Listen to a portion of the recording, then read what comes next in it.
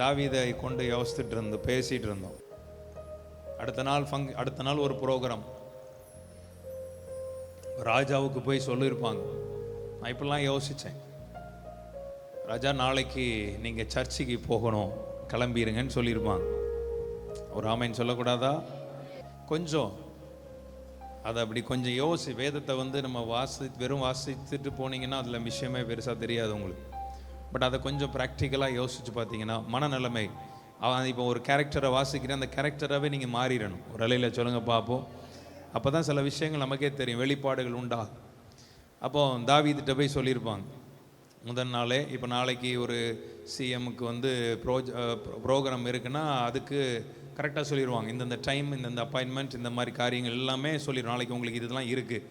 அதாவது அவங்க சிஎம் என்ன செய்ய முடியாது, அவர் இஷ்டத்துக்கு எதுவுமே அதிகமாக பண்ண முடியாது.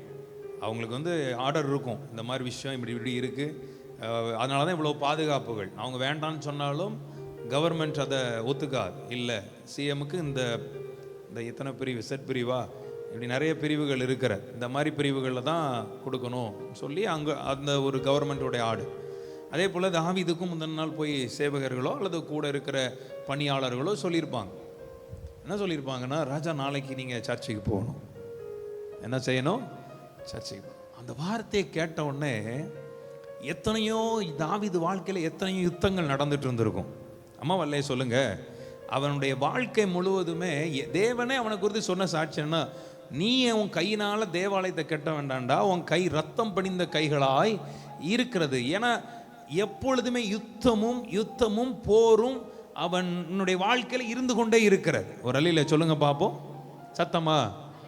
சத்தமா சொல்லணும். வனாந்தரத்தில் இருந்த போது கூட தன் ஆடுகளை காப்பதற்காக அவன் விலங்குகளோடு யுத்தம் பண்ணுகிறான். நல்லா தெரிஞ்சுக்கோங்க. ஒரு ஆமென் சொல்லுங்கப்பா. ஆமென்.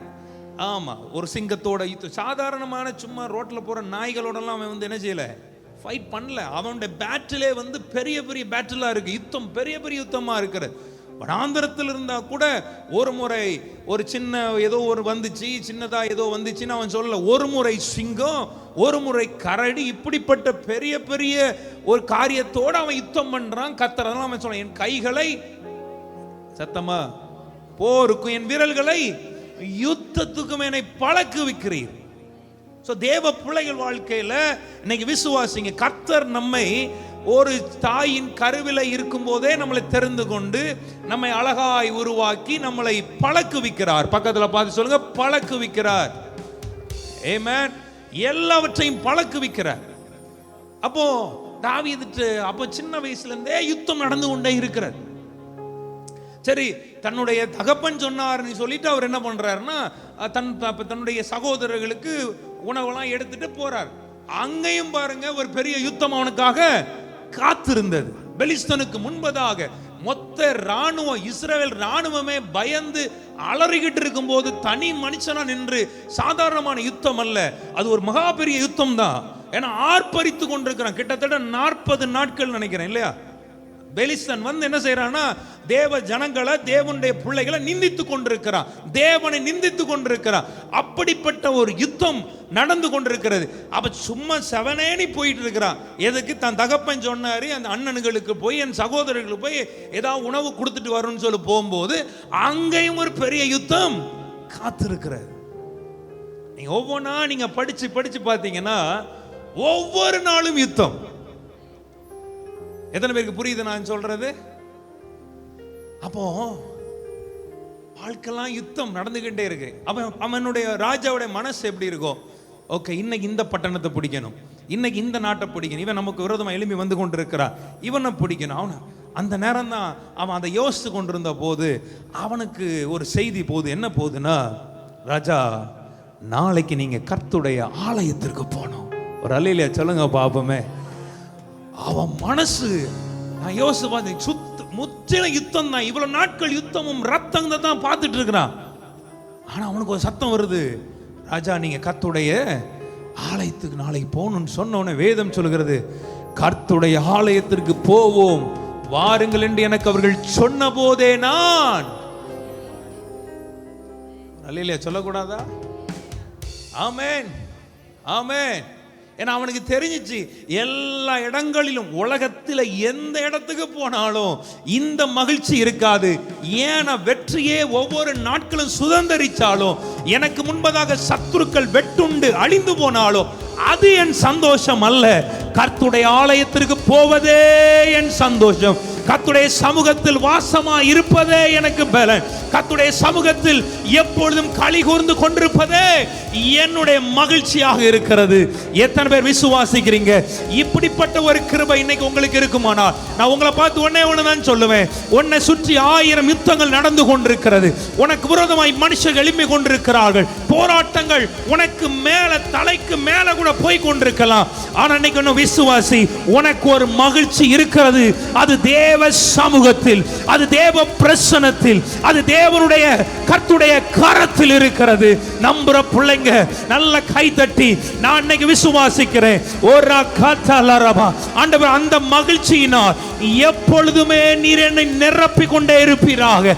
அன்றைக்கு தாவீதுக்காவது கர்த்தருடைய ஆலயத்திற்கு நீ போகும் பொழுதுதான், ஆனா உன்னையும் என்னையும் அவருடைய ஆலயமாகவே கர்த்தர் மாற்றி இருக்கிறார். அவர் வந்து வாசமாயிருந்தார். ஒவ்வொரு நாளும் என்னை சுற்றி 1000 10,000 யுத்தங்கள் நடந்தாலும் ஆண்டவரே, என் மகிழ்ச்சிக்கு, என் சந்தோஷத்திற்கும் இனி குறைவே இல்லாதபடி கர்த்தருடைய ஆவியானவரை நடத்த போகிறார். நம்புற பிள்ளைங்க நல்ல கை தட்டி ஒரு அல்லேலூயா சொல்லுங்க. அவர் சொல்றார், கர்த்தருடைய ஆலயத்திற்கு போவோம் வாருங்கள் என்று சொன்ன போதே நான் மகிழ்ச்சியா இருந்தேன். யுத்தங்களை செய்யும் போது, நான் சிங்கத்தை வேட்டையாடும் போது, கரடியை கொள்ளும் போது, எனக்கு முன்பதாக இந்த பெலிஸ்தனை கொள்ளும் போது கூட நான் சந்தோஷப்படல. நான் எதிர்பார்த்திராத ஒரு ராஜ மேன்மை, நான் எதிர்பார்த்திராத ஒரு பெரிய பொசிஷன், நான் எதிர்பார்த்திராத சாத்தியமே இல்லாத ஒரு உயர்வு, தள்ளப்பட்டவனாய் இருந்த என்னை, சிறுமையும் எளிமையுமாய் இருந்த என்னை தேவன் நினைத்ததுனால இன்னைக்கு எவ்வளவோ பெரிய பொசிஷனை தேவன் எனக்கு கொடுத்திருந்தாலும் அதுல கூட நான் சந்தோஷப்படல. என்னுடைய சந்தோஷம் எல்லாம் கர்த்தருடைய சமூகத்தில் இருப்பதில் மட்டுமே இருக்கிறது. தேவ சமூகத்தில் இருப்பதில் மட்டுமே. இன்னைக்கு எத்தனை பேர் நம்புறீங்க? இதுவரைக்கும் உன் வாழ்க்கையில உன்னை சுற்றி எந்தெந்த காரியங்கள் சந்தோஷத்தை கொடுத்திருப்பானால் அது நிலையானது அல்ல.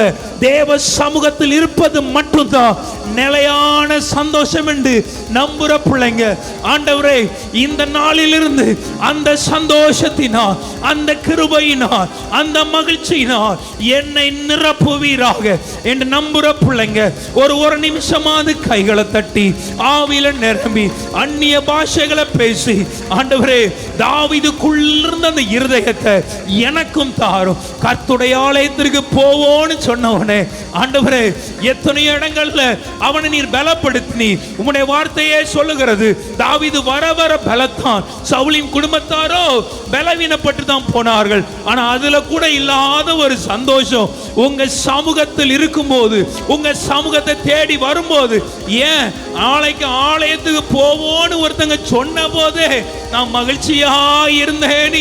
ஒரு தேவ மனுஷன் சொல்றது போல எங்க ஒவ்வொருவரையும் அப்படிப்பட்ட ஒரு கிருபையால, அப்படிப்பட்ட ஒரு வல்லமையினால நிரப்புவீராக.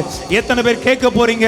ஏன்னா இந்த அனுபவம் உனக்கு இருக்கும் போதுதான் நன்மைகளை நீ காண முடியும். இந்த அனுபவங்கள் இருக்கும் பொழுதுதான் கர்த்தர் உன்னுடைய மன்றாட்டை கேட்க முடியும். இந்த அனுபவம் உனக்கு இருக்கும் பொழுதுதான் நீ ஆசீர்வாதங்களை பரிபூர்ணமாய் சுதந்தரிக்க முடியும்.